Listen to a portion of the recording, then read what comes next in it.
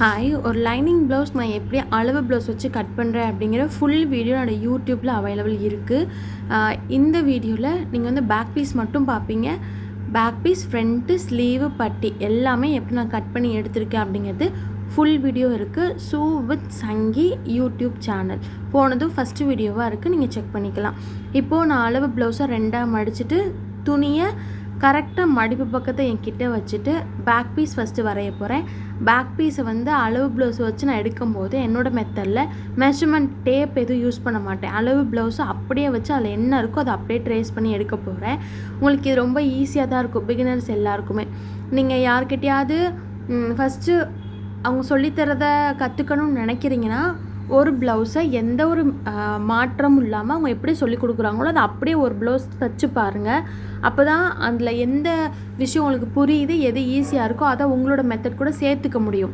நீங்கள் உங்களையும் நான் சொல்லித்தரதையும் கன்ஃபியூஸ் பண்ணிங்கன்னா ரொம்ப கஷ்டமாக இருக்கும். புதுசாக பழகும்போது நான் இப்படி பழகியிருக்கேன், நீங்கள் இப்படி சொல்லித்தரீங்க, அந்த மாதிரி ஒரு ப்ளவுஸ் இப்படி தைச்சு பாருங்கள். ஏதாவது டவுட் இருக்குன்னா என்கிட்ட கமெண்டில் கேளுங்க. அதுக்கப்புறமா அந்த வீடியோ ஃபுல்லாக பாருங்கள். ஏதாவது ஒரு பர்டிகுலர் பார்ட்டை இன்னும் கொஞ்சம் டீட்டெயிலாக சொல்லணும், டாட்டில் இன்னும் கொஞ்சம் சொல்லலாம் அப்படின்னு கேட்டிங்கன்னா நான் அதுக்கும் ரெடியாக தான் இருக்கேன். நான் வீடியோஸ் போடுறேன், ஓகேவா? இருக்கிற அளவெல்லாம் நான் மார்க் பண்ணிவிட்டு சுற்றிலும் தையலுக்கான அளவு கொடுக்குறேன். ஃபஸ்ட்டு கரெக்டான அளவில் நான் வளைவு போட்டுட்டு பார்க்குறேன்னா இதிலே நம்ம வந்து அளவு ப்ளவுஸில் இருந்து நம்ம அந்த அளவு எடுக்கிறனால ஆம் ஹோல்லாம் கரெக்டாக இருக்கும். கரெக்டாக 2 வளைவு போட்டிருக்கேன்னா ஃபஸ்ட்டு போட்ட அளவு வந்து நம்ம தைக்கக்கூடிய அளவு, ஒரிஜினல் அளவு. அதை சுற்றிலும் தையலுக்காக சீம் அலவன்ஸ் கொடுத்துருக்கேன்.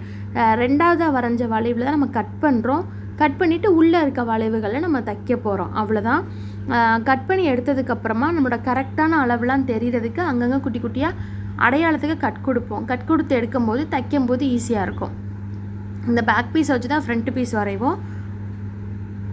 அதனால் இந்த அங்கங்கே இப்போ நான் கொடுப்பேன் பாருங்களேன், இந்த கட்டிங் தான் நான் சொல்கிறது. அங்கங்கே கொடுக்கும்போது அது ரொம்ப ஹெல்ப்ஃபுல்லாக இருக்கும், தைக்கும் போதும் ஃப்ரண்ட்டு பார்ட்டு வரையும் போதும். இதுக்கு அடுத்து ஸ்லீவ் வீடியோ பார்க்கலாம். பாய்.